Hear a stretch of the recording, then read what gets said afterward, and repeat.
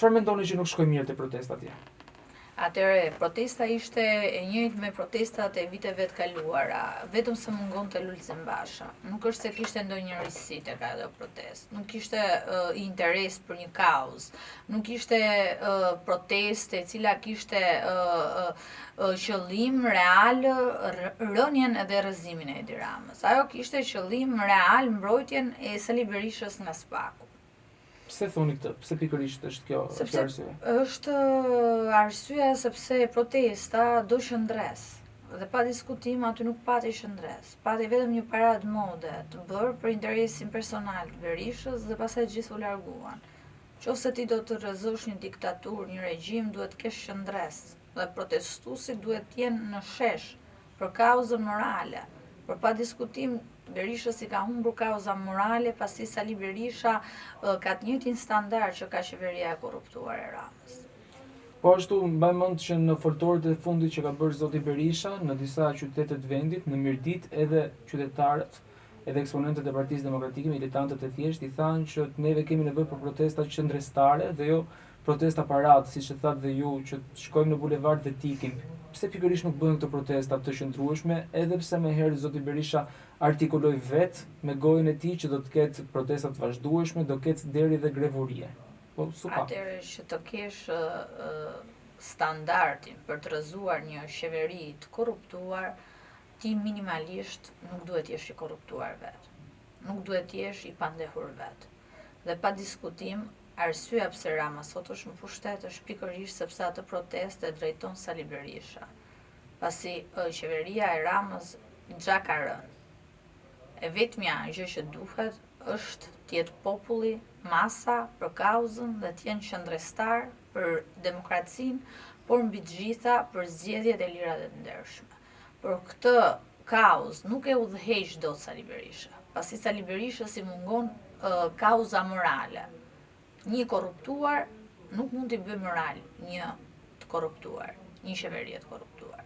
Sepse ti zotri je non grata nga dy shtetet më të mëdha partnere të Shqipërisë, që janë Shtetet Bashkuara të Amerikës dhe që është edhe Londra, Anglia.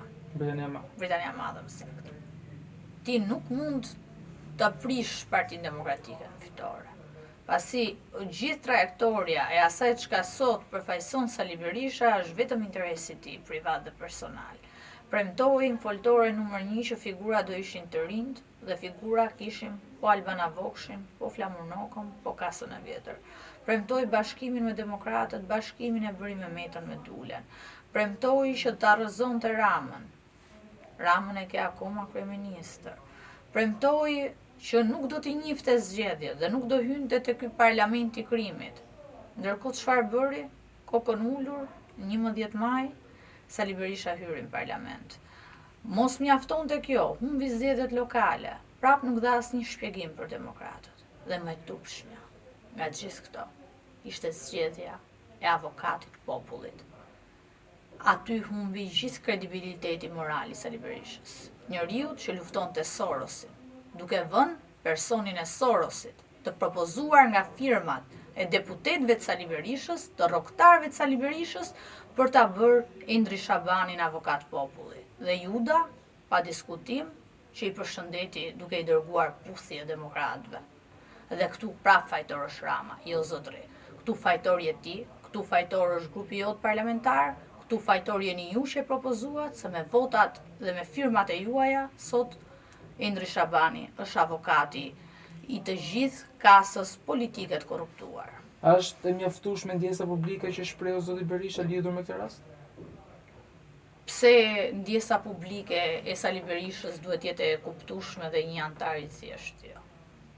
Pse vetëm Sali Berisha në atë parti ka të drejtë kërkoj falje, të bëj gabime dhe gjithmonë mos gjykohet? Pse një antar i thjeshtë nuk e ka këtë të drejtë? Njëjtën procedurë ndoshi edhe me Bashën. Ju kërkoj falje, keni të drejtë dhe vazhdojmë. E njëjta procedurë edhe me avokatin e popullit. Por deputet të cilët nuk dinë se çfarë firmosin, si mund të përfaqësojnë qytetarët? Kur ato nuk dinë për çfarë hedhin firmën.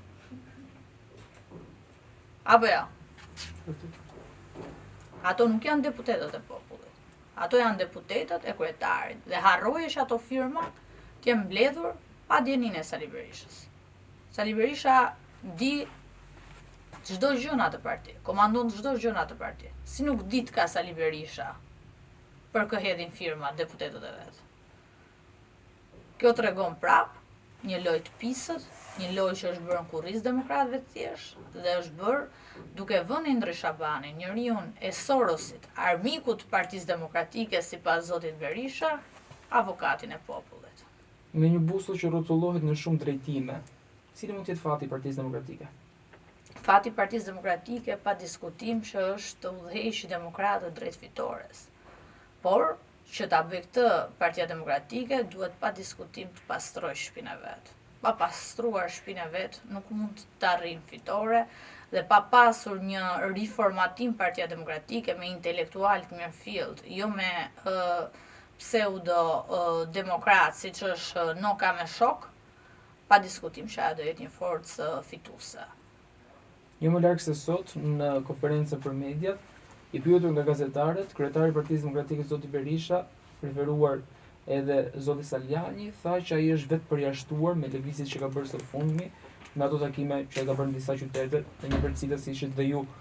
Si e pat këtë lloj qëndrimi të tij? A e ka Partia Demokratike luksin për përjashtuar njerëz, edhe njerëz taftë siç është dhe Saljani në këtë rast? Tani Partia Demokratike ka luksin të shpiki terma si të vetë përjashtimit, siç i do zoti Berisha sa herë që i duhet një term i ri, për t'i shërbyer vetëm interesave të tij, që do të thotë.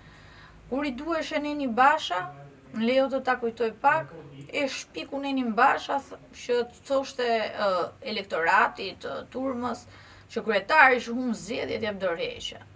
Por pa diskutim ne kemi parë që nenet në këtë parti nuk ekzistojnë. Dhe pa diskutim ato nuk respektohen. Sepse po t'ishin respektuar, zoti Berisha nuk do ishte tashmë në krye të demokratëve, apo jo? Sepse sipas Nenit Basha, ai duhet jepte dorëheqjen dhe nuk duhet rigaronte më. Apo kam gabim? Kryetari që humbet zgjedhjet. Tani, duke parë që Saljani po ndiqeshe nga rinia, duke parë që Saljani e zgjoi PD-n, duke parë që Saljani kishte frym, ai shpiku termin vetë përjashtim, që pa diskutim, mos e kishte Saljanin konkurrent, sepse Berisha nuk do asnjë person i cili ka një mendim ndryshe. Ajo si term ka vetëm emrin Partia Demokratike. Po për sa kohë është Berisha në krye, Demokratike aty nuk ka asgjë. Dhe këtu dua të kujtoj prapë primaret, që në qarkun ku unë aderova, ai që fitoi primaret nuk u fut në listë as të hapur, as në listë mbyllur. Kështu që pa diskutim që vetë përjashtimi i zotit Saljani është si ato fabulat cilat tregohen nga një, nuk doja të përdorja termin plak, po plak i moshuar që fëmijët ta dëgjojnë. Po tani i rritur nuk mund t'i besoj. Sepse fabula ngel fabul dhe është fabul imagjinare, e krijuar për të dalë nga situata, zoti Berisha.